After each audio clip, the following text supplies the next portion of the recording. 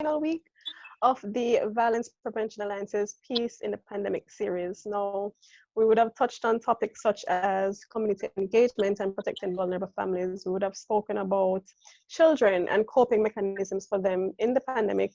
And last week, we had a meaningful, engaging discussion with the men on strategies that they can use to better themselves. And this week, it's still conversations, but with the women. Now, if you're just tuning in for the first time, I'm just going to inform that the videos from the previous 3 weeks are on our Facebook channel for you to view. You can still participate in the dialogue, and we will be sure to follow up. Now, we just want to express our gratitude as well from the VPA, because we've been making some meaningful connections, we've been hearing the concerns, we've been hearing the cries, and together we'll be working to find meaningful solutions, as we always do here. Now, for those who may not be aware, this is something I do every week, but just informing you just the same, we are an organization that is data-driven, and as much as we're guided by policy, and we help to guide policy as well, we seek to work in a collaborative fashion, in a collective fashion, and what I've realized is that that's the only true way we can make meaningful strides in the country. If we work together, stop operating in silos, and sit and have a discussion with everybody, take everybody involved, hear their concerns, have everybody in a conversation, then we can see what works, eliminate what doesn't work, and together we can have a peaceful Jamaica.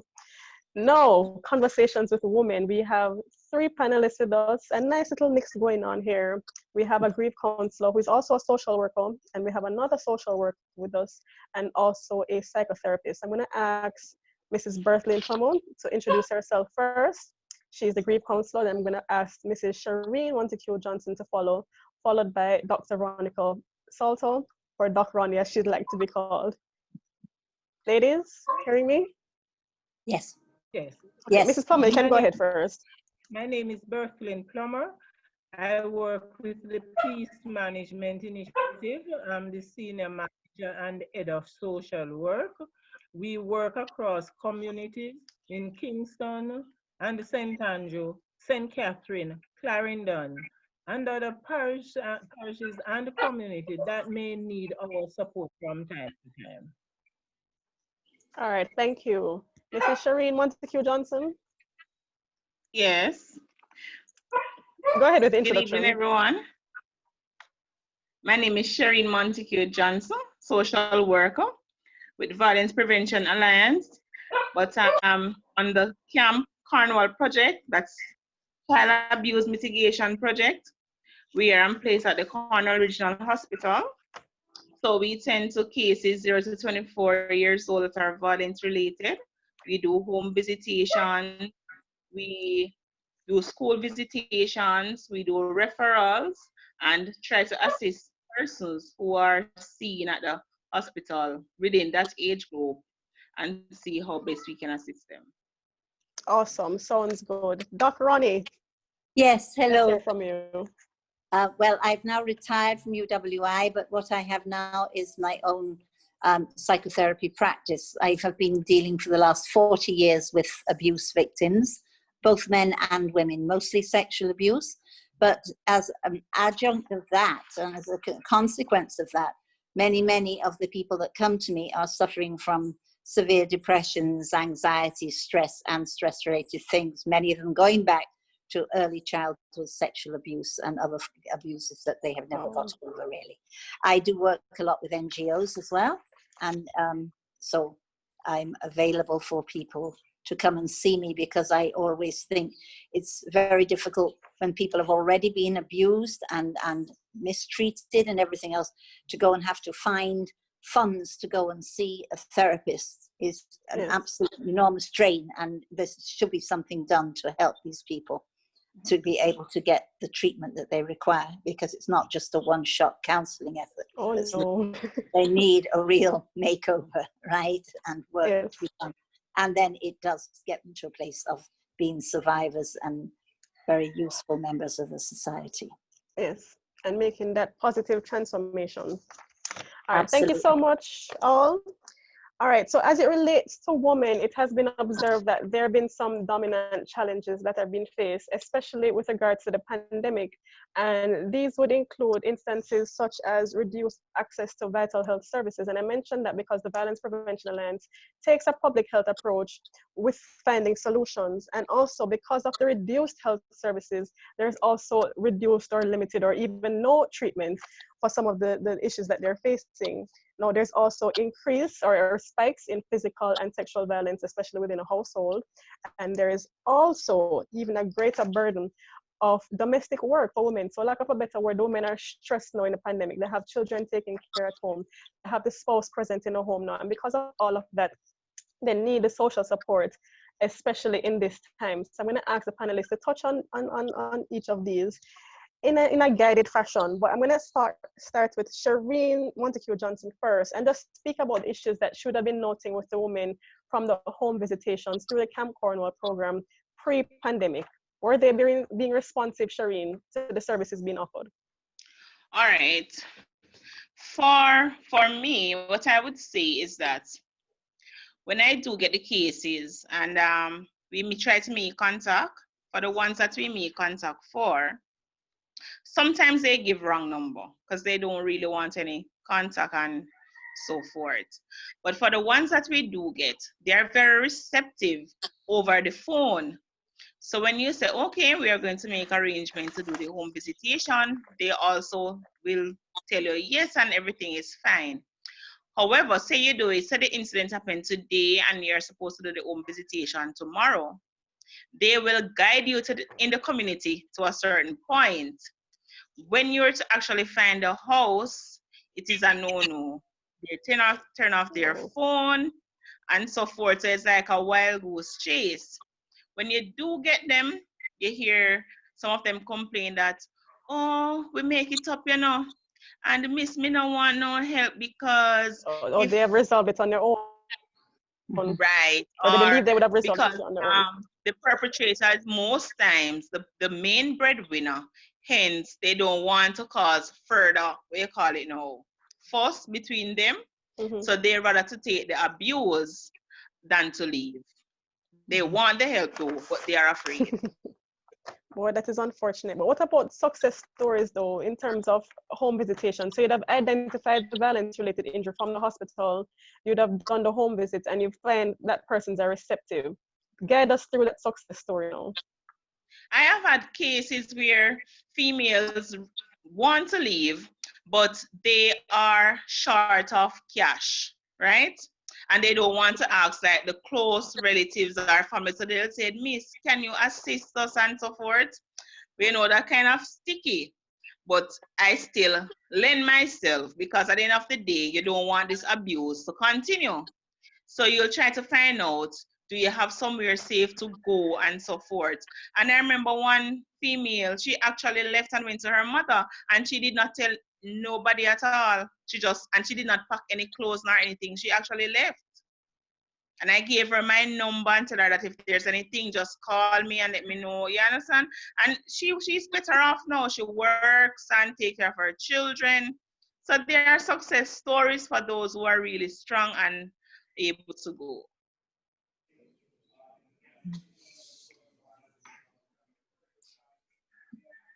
For everyone's success story, there are 10 that are not. And this is the problem, isn't it, Shireen? There are so many. Yes, you go ahead, Veronica. I'm hearing that, sorry? Yes, I was saying for everyone that you might have success with, there are probably 10 that never come forward that we can do anything. So if you have 20 cases of those victims, maybe only one success story. Yes, yeah. Of the 20. And of course, with the COVID, and things are much, much worse because everybody is under stress now. Yes. People lost their jobs, and women, not only are they being at home as well, but they're often having to now supervise teaching in their home if they have the facilities to help their children with the studies that they're doing, etc. The people are all bungled up together if they're in living accommodation, which there isn't much space in. So the partner is also on top of them, and everybody needs space to get out. Everybody needs to be able to That's spread right. their wings and do something, you know, just get out of it. I mean, I found it, you know, myself getting very stressed out with this. What I've decided to do every morning is just to walk my yard for about 10 times, and I take the 2 dogs with me. It's not a very big yard, but it's enough to walk around, and I look at the plants and things and stuff like that and just take myself away, because I'm not very good at telling myself, oh, I'll do meditation, oh, I'll do exercises, oh, I'll do prayers. I always let myself down by doing it for about 5 days and stopping.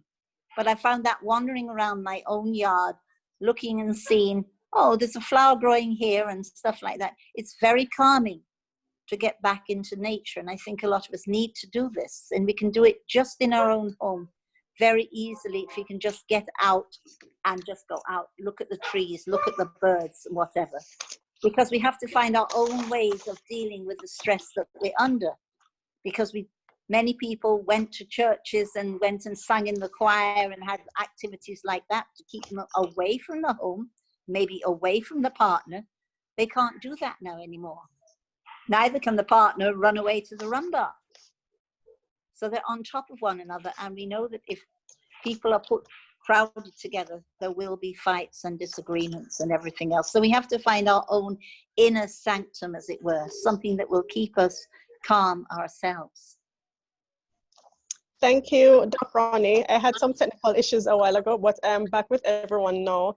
And I'm going to jump to Mrs. Plummer to speak about the types of grief that women will be feeling in this time. So they're at home, and I mentioned earlier that there were children, and there have been complaints that they're just particularly just stressed, plain out stressed.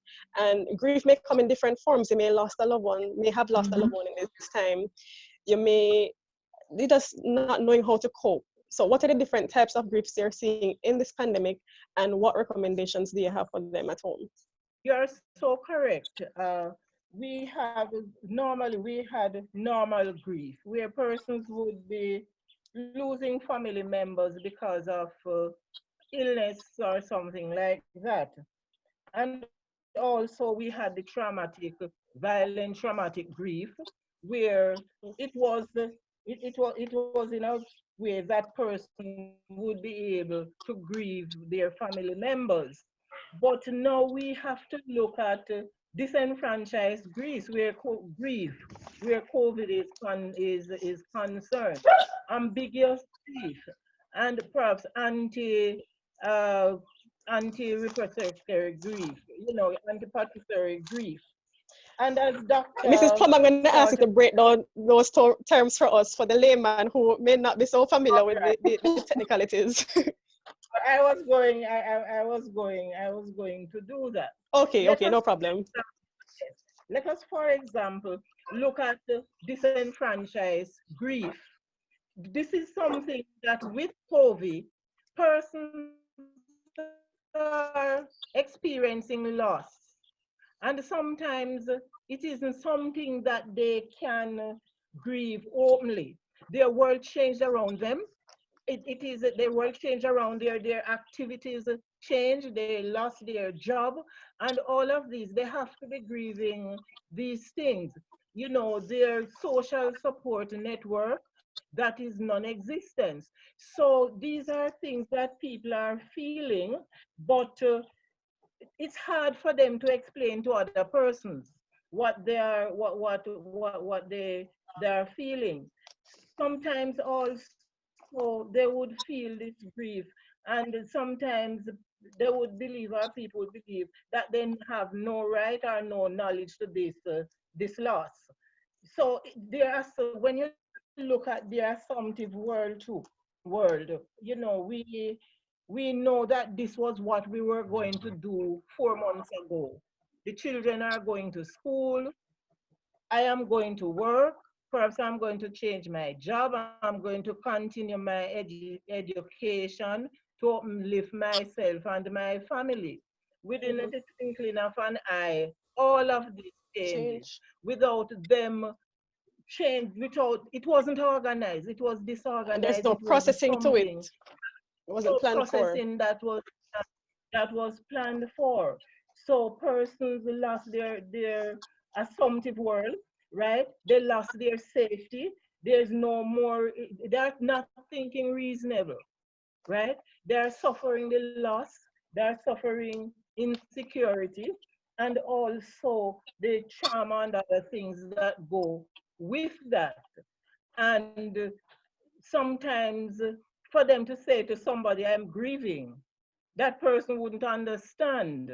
You know, Yes. grieving for your freedom, grieving for your education, right? So, and we have in peace management initiative, as we're talking about ladies, we have two sets of ladies. We have ladies. We have two chapters now. Mothers Against Gun Violence. We have a Kingston chapter and a Spanish Town chapter. All of these two groups is oversubscribed. And it is just, Oh, it was just touching the surface of mothers, grandparents, other family members who have lost loved ones and they're grieving. And in most cases, the women are the ones who sort of bear the brunt of this. They lost their spouse, they have to take care of the children, they have to take care of grandchildren. And even this group that we were working with, because of COVID, it changes the dynamics.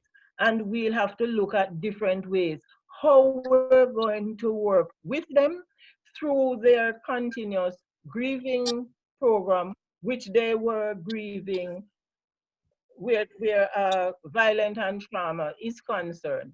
Now we have to look at the other grief, the anticipatory grief, where persons you don't know what is coming, but you're still afraid. You're counting down the days when something may happen. You are looking at how many other persons are going to be tested positive. Will somebody in my family be tested positive with COVID? Will somebody in my community be tested positive? How am I going to deal with that? How am I going to protect myself from from all that is coming? Even if when it's not on your doorstep, but you believe it is right there, you believe it is in your community. yes. If it is in your community, it makes matters worse. You're waiting, when is your next time? When will be your time? When will you be, when will you be in quarantine? And Yes. if you're going to quarantine, how will you manage? Who will take care of the children? You know, you are accustomed perhaps to in Jamaica, we have different ways that we would support ourselves and our families. Some persons support themselves on a daily basis to find food and economic resilience, some monthly and what have you. But when you're expecting this is going to not be available anymore because I'm going to lose my job. Mhm. And this is what is going to happen when I lose my job. And how am I going to be able to work through all of this? And all of this takes them through different types of grieving. You have the anxiety, you have the anxiousness, you have the anger, you have the blame, and sometimes it comes out in different ways. So these are some of the things that the ladies have now to deal with Yes. COVID. And in addition, Among other stresses, yes, and they have, normal life stresses. yes, they have already have some grief some families dealing with. The other thing, they are not able to grieve how normal as usual. So even that process to take people when it was normal, people would have their different strategies that they use. Family members, night meeting together, set up grave But digging and even the things like home that. being a safe space, if the children will be Yes, at school or son, the spouse is out on the road, they could yes, probably, in the confines of their own home, shed a yes. couple tears. Now, when Right. everybody's at home, they have to keep all that back in. They have to keep all that in. And in some cases, they cannot say much. I have a situation where there are persons, even close family members, are waiting to be buried. and the persons cannot travel how they should, Yes. and to make that. So the grieving process now, it is a little bit complicated. It is really not a Very little bit, dynamic. it's complicated. And It is dynamic. And these are the things that most often the women, they are the ones now who are feeling all of this, because some of them are single parent women. They Mhm. are the breadwinners. And I Yes. think another thing in all of this as well that makes it so difficult to deal with is we do not know when it is going to end. Right, Basically, right. that's The one of ongoing the worst things. uncertainty. Normally, Yes, we have a certain amount of certainty. Even in the hurricane season, we know it's like you know, 6 months right. or 4 months, and it's Yes, rare that they have a hurricane out of that time. So we know we're yes, going into hurricane season, which is going to be another stress, which is starting in Yes. 2 weeks' time. But yes. with this, we cannot say to anyone. I've had children say to me, and children whose parents are away, when is daddy actually coming home? Yes. And they've never before heard, we don't really know. Oh, No. yes. Mhm. We can't say Saturday or 2 weeks' time or this, that, and the other. So the child is left wondering, are they ever coming home? Yes. And And things like this, we cannot give them any reassurance that this is going to end by such and such a date. And right. this to me is the most frightening aspect and the most traumatic aspect of all of this. And And it then is, instead, Bertha, we have to find other ways to deal with our grieving in ways that are not traditional ways, for instance, but we have to find some ways of dealing with it. We're keeping a lot of it bottled up inside us, and I dread to think what's going to happen when it finally breaks, because all of this is adding to stress that is already there in families that are already burdened to the point of no return. And this is Mhm. added to it, you know. The other day I was reading something about, and I think a lot of people will get to that stage where they won't even be able to talk about what's happened to them. They are so traumatized with what's happened, because we are left absolutely powerless in this situation. And when you yes, take away somebody's power from them and the powerlessness, they have no control over what's happening. They have no control over their finances. They don't know that tomorrow they're not going to be laid off.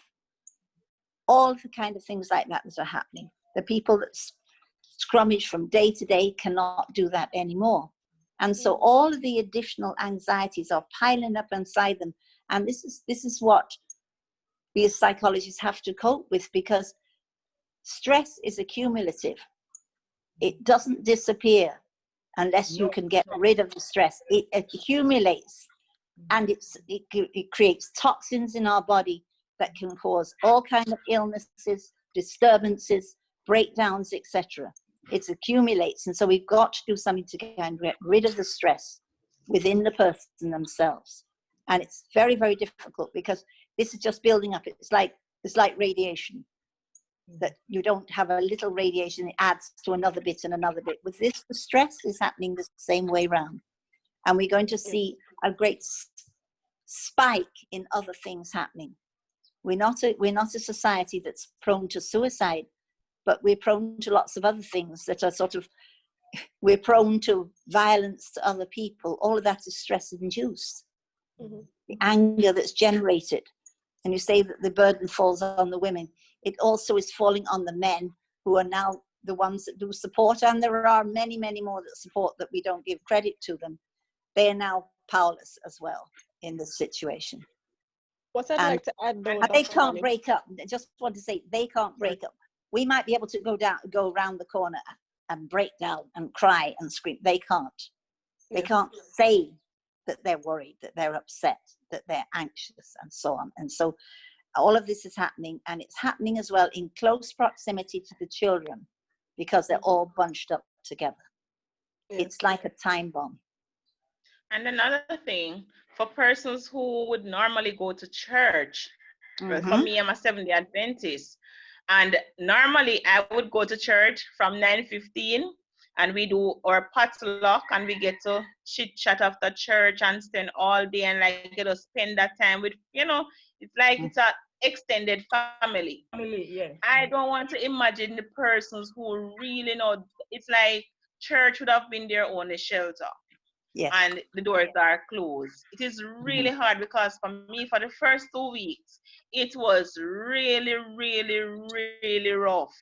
Knowing that when you see a church family, you cannot hug them, you can't talk. And that's, Jamaica love to hug. You cannot hug, you cannot talk and embrace and share even food. And, Yes. it's really fun. Just to think of it, it's really frustrating and really tired. And you'd say, oh, we have all the tools, but honestly, it hits me, it hits persons who are in my field also. Because this thing, my brother would call it COVID-19, because he said pervert sickness because it just creep up on you. And you don't know how it is. I don't know where he got that name. But it's really scary. I remember when it just came out, like, I started to feel my throat. If I cough, I started to feel the baby. Anything at all, it's So these like are I was in a physiological fridge. changes happening now. Yes, I have to tell myself to calm down. You normally cough. You normally sneeze. It's a part of life. Yes. It's like I was singing. I remember one time I went up by NHT and I had on the mask and I was in the line about to pay my mortgage. And I don't know where that sneeze came from. But I did it in the mask. And like everybody had turned and said, you know how long I don't hear somebody sneeze? So we started to laugh and we said, Lord of mercy. It's like we cannot sneeze. So we took this thing, so it's really scary. And for persons who really don't have, yes, and for persons who don't have anybody to talk to, it's really, really hard. Really hard. And Dr. Ronnie, the point I wanted to touch on, I come in Mrs. Farmer, but Dr. Ronnie, some persons may be experiencing these things for the first time, and we have to make them mindful that this is normal or this is accustomed to in traumatic experiences such as this pandemic. So can you just, from your technical expertise, let them know that this is nothing that you can't overcome. This is something that if you take the necessary steps, you can get back to normal. But some persons out there are believing that this is only happening to them. The fears, the anxieties, and so forth. So I just wanted to reinforce them from your background as a psychotherapist. Sure. To let them know that all is still well. Everybody it's happening to. And it may be in different ways, you see, as well. We all have different ways of coping. Some people might show more anger. Some people might show more anxiety. Some people might wake up with panic attacks, feelings of stress inside themselves, their heart beating very fast, and all those kind of things coming up. Bursting into tears for no reason at all, and just feeling very depressed as well. All of these kind of things, as well as that being very tired. And don't force yourself when you feel, this is the way of coping with stress. Takes a lot out of you, takes much more out of you than going and running a mile. You use up more energy than Usain Bolt running his tracks around and everything else than you do under stress, believe me. Because they found out how much you need and how much you burn up to try to get through the stress. And your brain is overactive at that time. And our brain is the organ that uses up more of our energy than anything else. So you can imagine what's going on with that too. So many of you might feel very tired and drowsy and think it's because you're feeling sick. No, it's because you're stressed. Lie down if you can. Take that rest. It's not being lazy. It's not backing out. It's doing what your body is telling you to do, to get a little rest. Lie down 10 minutes if you can. Listen to some nice peaceful music maybe at that time. Something that will calm you down a little. Don't overdrink or overeat or over anything, but calm down. Go out, as I said before, into nature if you can. Just sit outside for a little, if it's possible for you to do so. And wake up with hard to do under these things. But one of the best ways to get over stress and anxiety is to be grateful for what we have. There you go. And I like how you're ending on that note. Be grateful. And it can be just something like, I'm grateful I woke up this morning, or I'm grateful to find that I can still get my skirt buttoned up around me, or it's just silly things like that. Be grateful. Just wake up and let the first thing coming out of your mouth be nothing to do with the negativities, but just, I am so grateful. I'm grateful I could open my eyes this morning. I'm grateful I could, and other ones will come back to you. Gratitude is the best way to cope with any stress and see that we are there are things to be grateful for. Grateful for your feet for walking around the place. Grateful for your heart to keep on beating.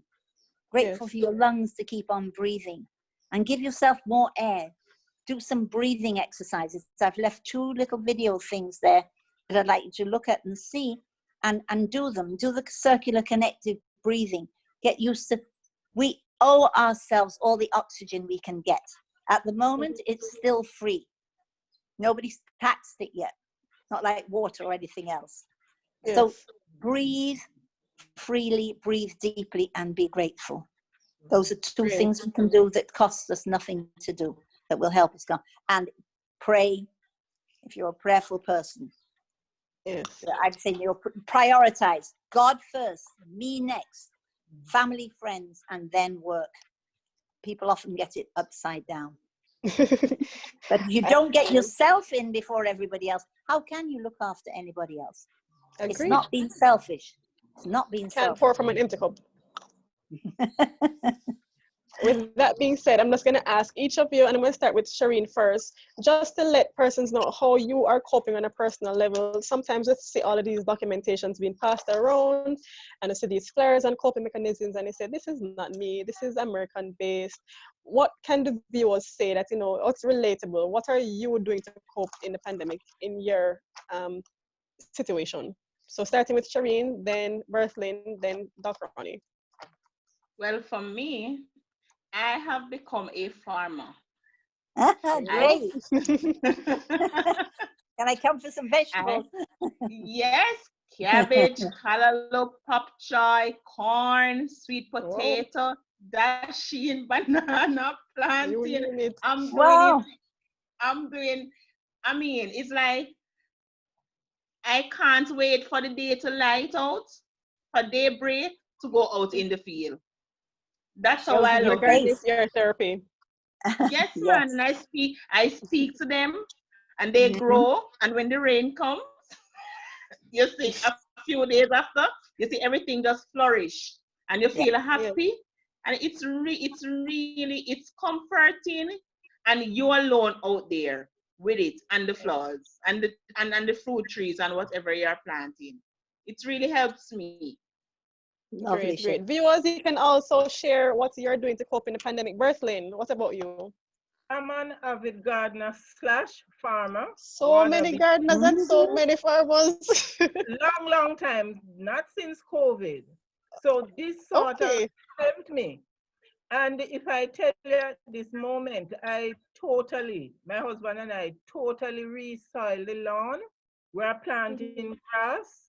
And I got extra dirt to put in the farm to build up my dirt volume. So in the mornings, as Shireen said, I just wait, and I have some birds that would sort of sing in the mornings. I just wait from the first one to be singing, and I'm out of there, out of the house, into the garden. Look at the plants, walk. I have my little walking track through the garden, so to the farm. So I do my walks. Also, I find a cozy place to sit and just relax before I take the day on. The other thing too, I organize the information that I'm going to be looking at from COVID. And I advise people, do not listen to everything, do not watch everything. Watch the most important thing that will help you to cope. But please, in your situation. But please look at other things, look at activities with the children. Because if whether we are practitioners or not, we have children and we are family. So we have to also look at other things with our children, that they are able to go through this, because they would, whatever we do, it would rub right off on them. So we have to make sure that we are okay. We cannot also hoping to help people when we are broken. So we have to make sure that we take care of ourselves. Okay, great.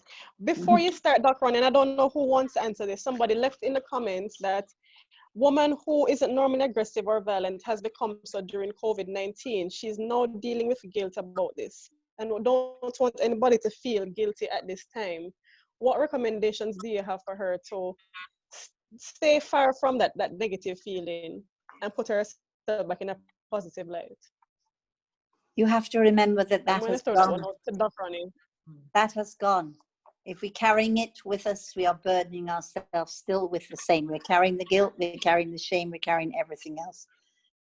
Let it go and move on with your life in a way. Do not take that with you.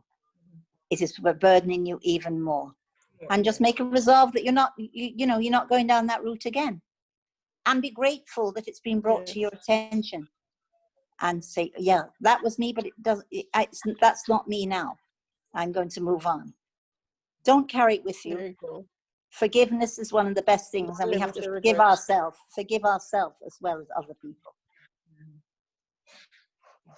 Okay. And with that being said, your way of coping in the pandemic, how are you keeping the peace in the pandemic? Me, I said at the very beginning, it's very similar, but I'm not so productive as the other two ladies who planted all these gardens and eating all these vegetables. But yes, get out in the open and just by yourself at that time, really. I like it in the very early morning. Go out and you look at the light coming over the hills or wherever and stuff like that. I look and see. I can tell you which plants are there, which ones have grown, which ones have got a flower on them and everything else.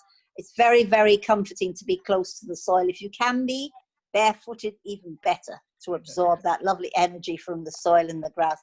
You know, you can use it as a prayerful time for yourself at that time and have those quiet moments in nature. Look out there and see. And you know, you're going to be shocked at seeing how nature is replenishing herself. Yes. You know, I went to the sea the other day, sea that I could never see down to the bottom of. I could see down about 20 feet of how clean the sea was. Look out at the air. Out in Kingston, sometimes you would not be able to see over the town with a fog. That's practically all gone. And you can see how nature is replenishing herself because we're destroying it. So I'm glad to see that all the other women have been out there doing things with Mother Nature, replenishing. That's our job as women. We're nurturers, replenishers, healers. Thank you, Dr. Trust me, this has been an enlightening session, and it has made me realize that we're not alone in this, that other persons are still facing similar situations, similar experiences, and that there's support out there. So I just want to wrap up and highlight some key things I heard coming out. Not to be fearful, we can't live in fear. And if something traumatic has happened to us, we just have to accept it and move on into a positive light. And we're going to be also looking at non-traditional ways to cope. So normally we would have gone to church, as Sherwin would have mentioned.